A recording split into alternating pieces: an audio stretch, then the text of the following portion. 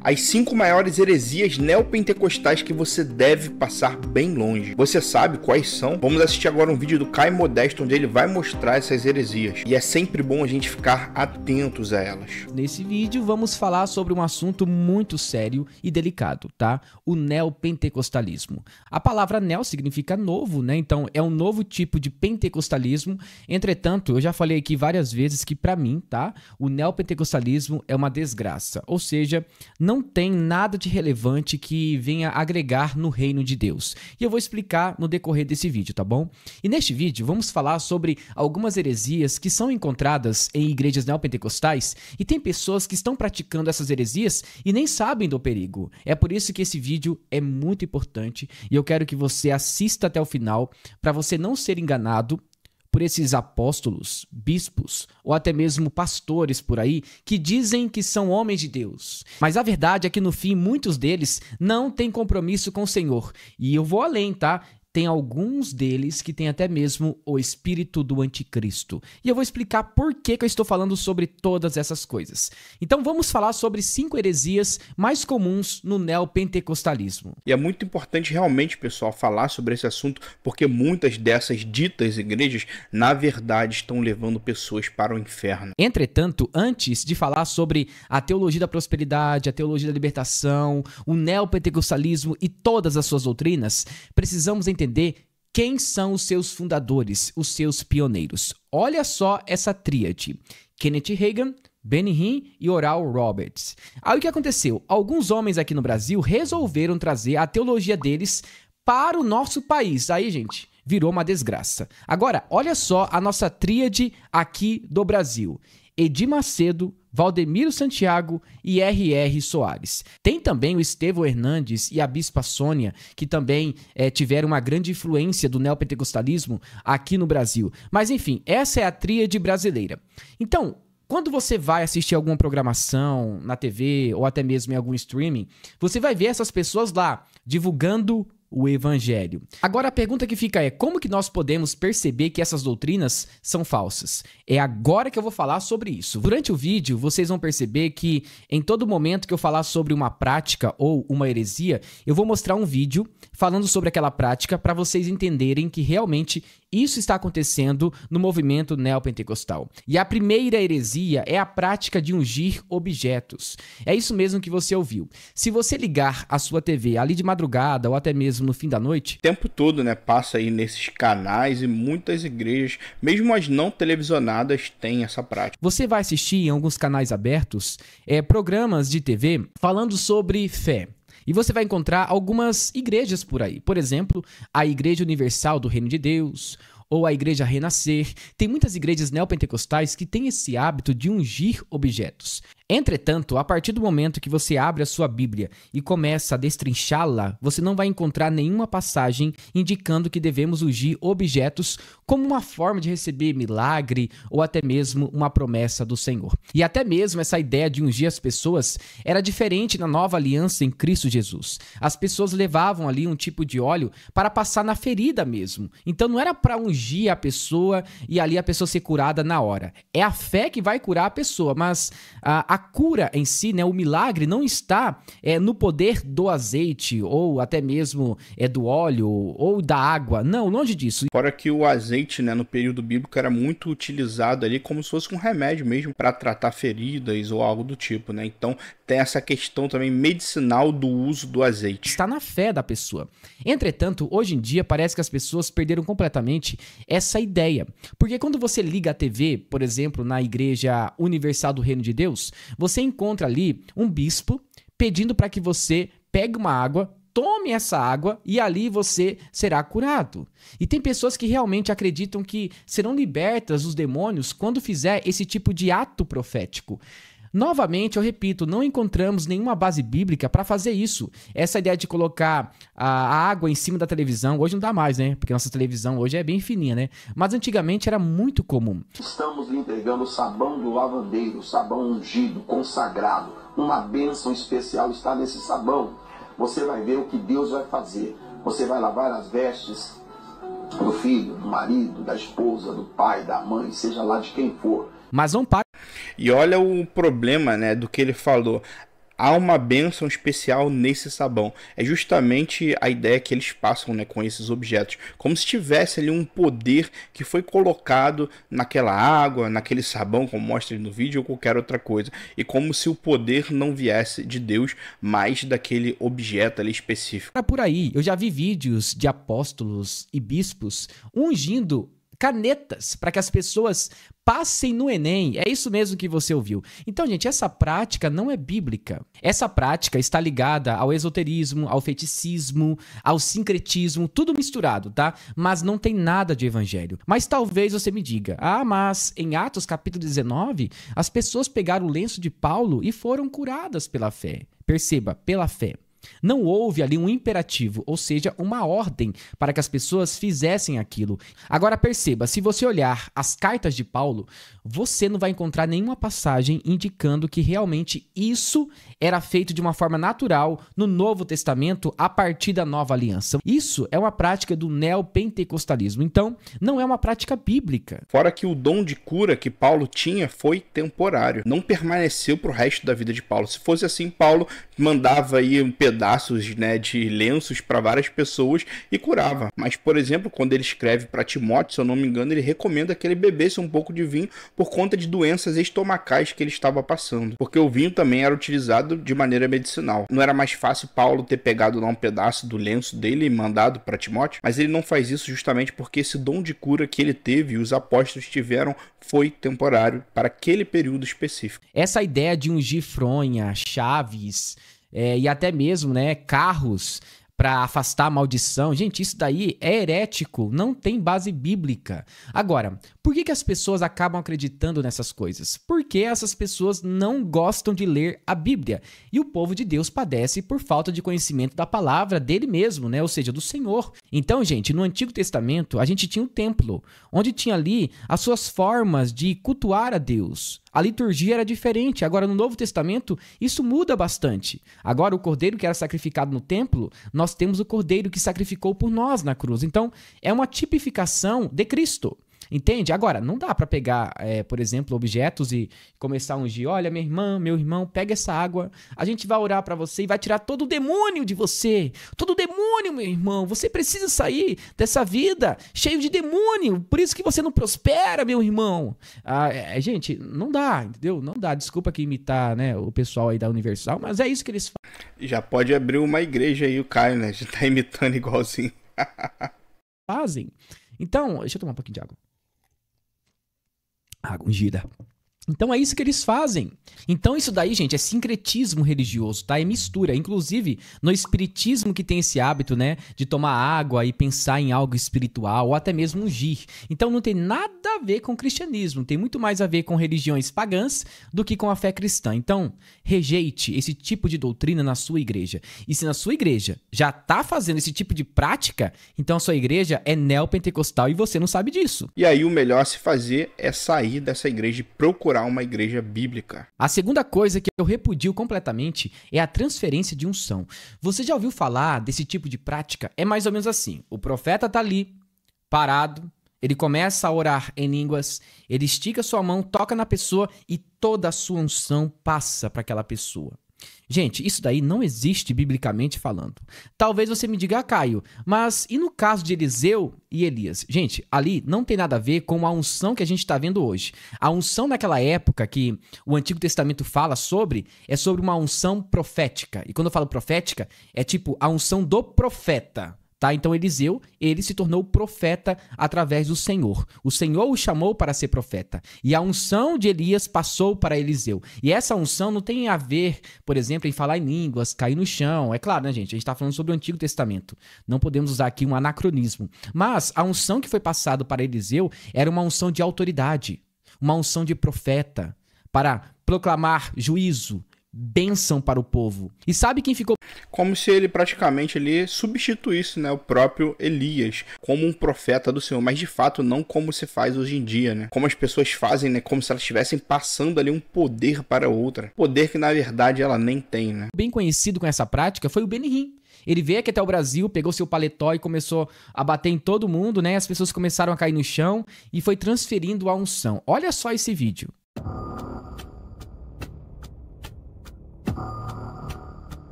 Quando você olha o contexto de Atos capítulo 2, que é uma profecia de Joel, e se cumpre na igreja, você não vê, por exemplo, João passando a sua unção para Pedro, nem Pedro passando a sua unção para Matias. Não, não tem. Essa transferência de unção é uma obra do Espírito Santo. Gente, o Espírito Santo, quando ele está em nós, nós vamos dar frutos. Agora, não existe no Novo Testamento nenhuma passagem indicando que realmente alguém recebeu uma transferência de unção e foi cheio do Espírito Santo. Não tem. Você pode perceber que em todos os momentos que o Espírito Santo vem sobre as pessoas, é um momento de união, de oração. Pedro, quando vai, por exemplo, ter um encontro com Cornélio, o Espírito Santo vem sobre aquelas pessoas. Então não foi uma transferência de Pedro para Cornélio, foi o Espírito Santo mesmo descendo sobre aquelas pessoas. Parece que a ideia central de todas essas heresias é de fato retirar Deus do centro e colocar como se o homem tivesse o poder de alguma coisa. Então, pare de ser enganado, cuidado com esse tipo de transferência de unção. Lembrando que, eu lembro de um caso que aconteceu há muito tempo, quando houve aquele movimento da unção de Toronto. Gente, quando houve aquela unção de Toronto no Canadá, foi uma coisa absurda. Tinha pessoas imitando animais na igreja, pessoas fazendo transferência de unção através dos pés. Sabe, gente, uma coisa assim, horripilante. Tinha aquela também unção do riso, né? Eu não sei se foi nesse local que ele falou, mas eu já vi uns vídeos sobre isso, né? A pessoa começa a rir ali sem parar e o pessoal fala que isso ali é o Espírito Santo de Deus. A gente não encontra nenhuma passagem bíblica indicando que realmente podemos fazer isso na liturgia ou até mesmo em um lugar que tem ali uma comunhão com os irmãos. Não tem. Então isso daí, gente, é algo esotérico que não tem nada a ver com o evangelho. Então pare de acreditar nessas coisas, pelo amor de Deus. E a terceira prática, que é muito comum entre o movimento neopentecostal, é a maldição hereditária. E eu vou explicar, tá bom? O que significa isso. Vamos entender em 2 parâmetros. O primeiro parâmetro, o Antigo Testamento. O segundo parâmetro, o Novo Testamento. Realmente, quando a gente lê a Bíblia, a gente vê que Deus ele trazia juízo sobre o povo através de maldição hereditária. E como que funcionava isso? Deus amaldiçoava a família que se prostrava diante de deuses, né? 3ª e 4ª geração.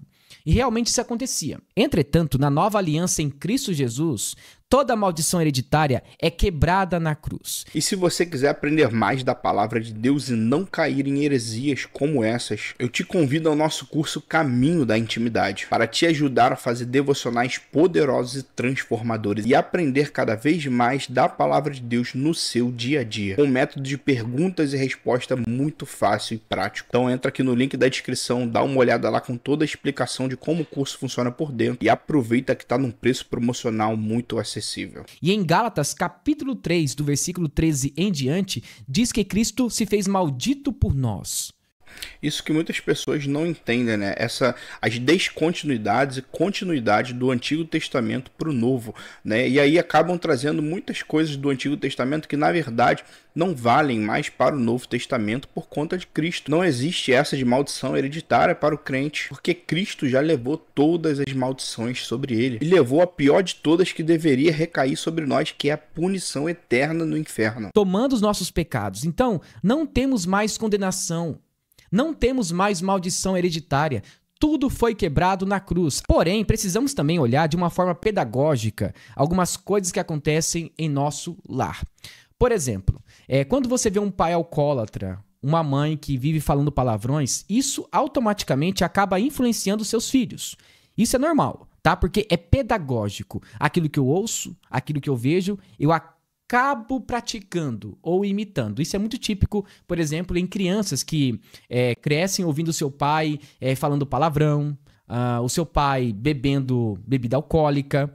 E com o tempo, essa criança começa a entender que aquilo é normal. Isso daqui, gente, não é maldição hereditária. Isso daqui, na verdade, é exemplo de vida, tá? É costume da família. Aí é uma coisa. Agora é o seguinte, nós precisamos entender que existe sim uma batalha espiritual entre nós. Paulo diz, né? Olha, existem potestades, demônios, seres espirituais. Então existe uma batalha espiritual entre nós. E eu não estou negando isso, tá? Então quando você vê um pai alcoólatra, uma mãe que fala palavrão, isso influencia o seu filho, essas pessoas realmente podem estar cheias de demônio. Tá? E isso daqui a gente não pode negar. Exatamente, né, pessoal? A gente não nega, né, o lado espiritual, até porque uma pessoa que não viva de acordo com a vontade de Deus vai estar suscetível a demônios, a influência maligna. Porém, como ele falou, é verdade, o exemplo influencia muito. E às vezes muitos colocam ali a culpa no diabo, algo do tipo, dizendo que é algum tipo de maldição, mas na verdade tem muita influência de exemplo familiar. Os demônios podem usar essas pessoas. Agora, quando uma pessoa é convertida, o mal não lhe toca. Nenhum demônio pode o possuir. Não pode. Então toda maldição hereditária é quebrada quando a pessoa é convertida, quando creu em Cristo, quando o sangue de Jesus veio sobre aquela pessoa. Então toda maldição hereditária é quebrada na cruz de Cristo. Mas agora eu quero que você perceba o grande problema da maldição hereditária no movimento neopentecostal. Deixa eu dar um exemplo. Se você é pobre, você é desgraçado. Se você não tem um tostão no seu bolso, é porque você tem demônio. E vai além, tá? Talvez você está carregando uma maldição hereditária do seu pai, que também era pobre. Então, esse é o pensamento do movimento neopentecostal. Agora, eu faço uma pergunta para você. Uma pessoa que nasceu de novo, que é pobre, essa pessoa está com uma maldição? Não, gente, isso é heresia. Porque quem está em Cristo, nova criatura é. Não existe mais maldição hereditária para aqueles que estão em Cristo Jesus. Aí só falta eles dizer que a forma de quebrar essa maldição hereditária aí da pobreza é dando dinheiro, né? Então, essa ideia de que você é pobre é porque você é maldito, essa ideia de que você não tem um carro do ano, que você tem uma maldição hereditária, gente, isso daí é heresia. É heresia. E tem gente que é cristã, nasceu de novo e acredita realmente que isso pode acontecer. Não, gente. Eu conheci um rapaz uma vez, acho que ele era da Universal, que ele dizia que ele aprendeu lá, né, que cristão não pode passar por nenhum sofrimento. E que se algum crente estiver sofrendo é porque ele está em pecado ou fazendo alguma coisa de errado. Sendo que a gente vê na palavra de Deus que Cristo e os apóstolos sofreram muito por conta do evangelho. Então aí a gente vê, né, que esses ensinamentos são completamente antibíblicos. Sendo assim, não existe maldição em nós. Não existe essa ideia de que, olha, eu não estou prosperando é porque eu tenho um demônio. Gente, parem com isso. Isso daí é heresia. Não encontramos nenhum texto bíblico no Novo Testamento que indique que existe maldição hereditária ainda estando em Cristo. A quarta prática muito comum entre os neopentecostais é o ato de usar elementos judaizantes no culto. E eu vou explicar por quê, tá? Quantas vezes você já entrou em uma igreja e você viu uma arca da aliança bem no altar? Ou você viu mesmo o pastor usando um quipá? Gente, é o seguinte, esse tipo de prática era muito mais comum no Antigo Testamento, quando as pessoas adoravam a Deus no templo. Os levitas se vestiam de uma forma, os sacerdotes também. E a Arca da Aliança no Antigo Testamento era a presença de Deus entre o povo. Agora, no Novo Testamento, essa presença real é o próprio Cristo. Então eu faço uma pergunta, para que usar elementos judaicos ou práticas judaizantes no culto? Em Cristo, adorando o único Senhor. Para quê? Não precisamos mais de templo. Não precisamos mais de sacrifício. Entretanto, tem algumas práticas que essas pessoas não fazem, né? Por exemplo, você que é homem, sabia que no Antigo Testamento, quando a criança era apresentada ali no templo, tinha que fazer a circuncisão? É isso mesmo, ó, cortar lá, ó. Isso aí eles não querem fazer, não. Então, você que gosta de levar a Arca da Aliança até o altar, mesmo sendo cristão, por que você não faz a circuncisão?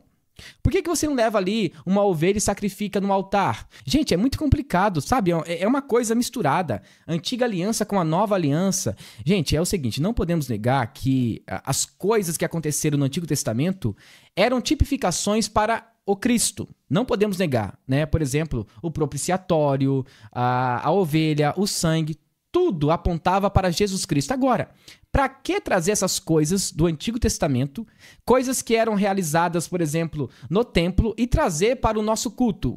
Qual a necessidade disso? Não há.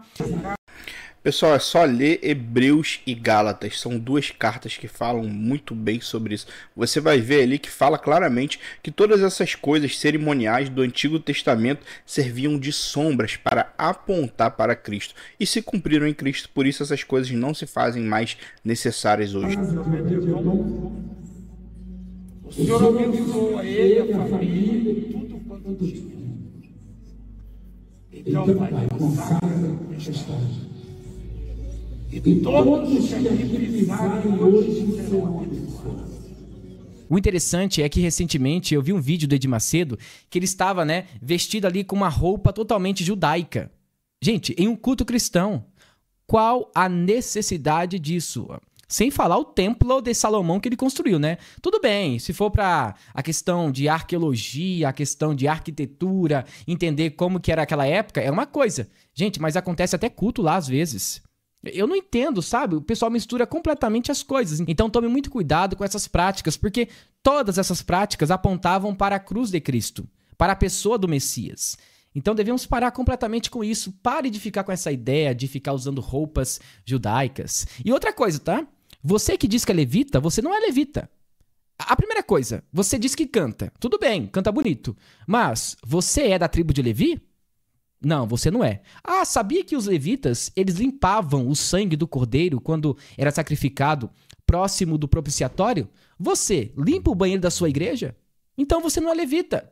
Você não é levita. Levita, para mim, é aquele que sai do ar, está levitando. Mas hoje não tem mais levita. Acabou. Muitos falam isso, né? Porque os levitas, eles estavam ali envolvidos, de fato, com a música do templo. Eles eram responsáveis por isso também. Porém, não só isso. E essa não era nem de longe a principal função deles, né? Eles tinham vários outros serviços no templo. E como o Caio falou, de fato, não faz sentido nenhum chamar alguém de levita hoje. Porque o primeiro requisito, como ele disse, é ser da tribo de Levi. E ter um templo que nem existe mais hoje. Tá bom? Então pare com esse misticismo, gente. E a quinta e última prática mais comum no meio neopentecostal é a teologia da prosperidade. E um dos principais pioneiros, né, é o Kenneth Hagin, por exemplo, Joel Osteen. Esses caras por aí, eles fizeram um grande reboliço na igreja mundial com a ideia de teologia da prosperidade. É tipo assim a ideia, olha, o meu Deus é o Deus do ouro e da prata, e eu sou o filho dele, então eu mereço isso. Gente, olha só esse vídeo do Edir Macedo falando sobre a questão de ajudar os pobres. Olha só esse vídeo. Você não vai enriquecer a mim coisa nenhuma. Você vai ficar sempre me devendo. Escute o que eu estou falando. Todas as pessoas da Igreja Universal do Reino de Deus, elas estão me devendo. Uma coisa nós não podemos negar. É realmente um absurdo, né? Nós encontramos princípios bíblicos falando sobre prosperidade no Antigo Testamento. Aquele que obedecer ao Senhor e for fiel aos seus mandamentos, certamente prosperará. Aí, a ideia de prosperar não é somente a ideia de riqueza, tá? Tem outros requisitos ali e outras finalidades, a ideia de prosperar.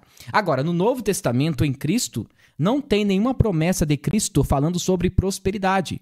Não tem. Mas esse é o problema do movimento neopentecostal. Quando eles olham para o Novo Testamento e eles olham para as palavras de Jesus, eles dizem o seguinte: não, Jesus prometeu casa, prometeu uma vida boa. Isso é mentira. Sabe o que esses apóstolos e bispos estão fazendo? Eles estão banhando de ouro a cruz de Cristo, achando que realmente Cristo está entregando para os seus filhos herança material. Não.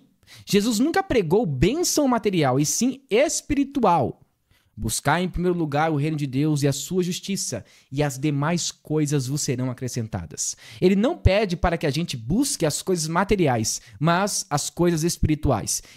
Fora que essa passagem, né, de Mateus 6,33 fala que Deus não vai nos deixar sem as coisas essenciais, como comida, bebida e vestimenta. Tanto que ele fala, todas essas coisas vos serão acrescentadas. E se você olhar anteriormente, você vai entender do que ele está falando. E Paulo também, ele não fala em nenhuma carta sobre teologia da prosperidade. Por exemplo, Paulo escreve aos Colossenses e ele diz o seguinte, olha, buscai as coisas que vêm do alto. Ou seja, as coisas de Deus, gente. Então, o movimento neopentecostal afirma o seguinte: se você é pobre, é porque você tem demônio.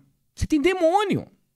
E se você está ali, né, na ruína, no beco, desgraçado, lá no chão, sem esperança, sem vida, é porque tem algum tipo de maldição na sua vida que está aprisionando a sua vida financeira. Gente, isso é heresia. Quer ficar rico? Vai trabalhar. Vai conquistar suas coisas. Pare de ficar indo na igreja atrás de prosperidade. Quando você vai na igreja, você vai adorar a único Deus, poderoso e fiel a Ele mesmo. Deus não é o entregador do iFood que você pede algo e vem em questão de 40 ou 50 minutos. Gente, não é assim que funciona. Não é um Papai Noel, né? Como muitos agem como se fosse. O nosso Deus, ele é santo e ele exige santidade do seu povo. Então, quando nós estamos no culto, nós estamos adorando o Deus santo, o Deus Todo-Poderoso. Se Deus quiser, ele vai dar algo a nós. Ele vai dar ricas bênçãos. Agora, não dá para ficar pedindo coisas espirituais, porque nem o próprio Deus prometeu isso a nós. É por isso que vocês vê por aí apóstolos e bispos com jatinhos, Mercedes, BMW e por aí vai. Por quê? Para eles tá ok, é comum ter essa vida boa financeiramente, porque não adianta você pregar sobre teologia da prosperidade se você não é próspero. Então você tem que dar o exemplo para que as pessoas vejam que realmente a sua teologia está dando certo. E isso, gente, é uma desgraça. Jesus não prometeu casa, carro, cavalos, gados. Ele prometeu salvação àqueles que creem em seu nome. E que é muito mais importante do que todo o restante, que é a maior riqueza que ele poderia nos dar. E ainda assim as pessoas ficam indo aí atrás de bens materiais. É isso que ele prometeu. Então esse tipo de teologia é uma desgraça para a igreja evangélica. E por último, eu vou falar uma coisa aqui que vai escandalizar muita gente. Tem igreja por aí que, se fechasse, estaria fazendo favor para o reino de Deus. Essa é a verdade. Porque esse tipo de igreja está levando muitas pessoas ao inferno e não a salvação em Cristo Jesus. Foi o que eu falei lá no início do vídeo, né? Sem ter visto esse vídeo. Prometendo coisas terrenas, coisas tangíveis, sem olhar para a cruz de Cristo. Esse tipo de igreja é uma desgraça. E Deus não está nesse tipo de igreja. Então tome muito cuidado. Procure uma igreja bíblica mais próxima da sua casa. Não qualquer igreja, a mais bíblica. É isso aí, pessoal. Mais um vídeo aí muito bom, né, do Caio Modesto. Deixa aí nos comentários se tem mais alguma heresia que você conhece e que a gente deve aí fugir a qualquer custo. Valeu, pessoal. Deus os abençoe e até o próximo vídeo.